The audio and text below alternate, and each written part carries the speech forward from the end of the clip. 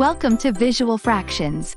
Today, we're diving into how to convert the decimal 0.6 into a fraction. Let's start with our decimal, 0.6. Notice there is one digit to the right of the decimal. This places it in the tenths position. To convert this decimal into a fraction, you initially put it over 1, essentially treating the decimal as the numerator in a fraction where the denominator is 1. This sets up the conversion process where we multiply both the numerator, the decimal, and the denominator, 1, by 10 because there is one decimal place. So, 0.6 times 10 gives us 6, and 1 times 10 gives us 10. This translates 0.6 to the fraction 6 over 10. Next, we simplify. Both the numerator and the denominator in 6/10 are divisible by 2, the greatest common divisor. Divide 6 by 2 to get 3 and divide 10 by 2 to get 5.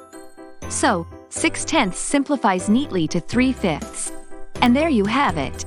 The decimal 0.6 when converted to a fraction equals 3/5. If you found this tutorial helpful, remember to smash that like button and subscribe to Visual Fractions for more practical math insights. Thanks for watching.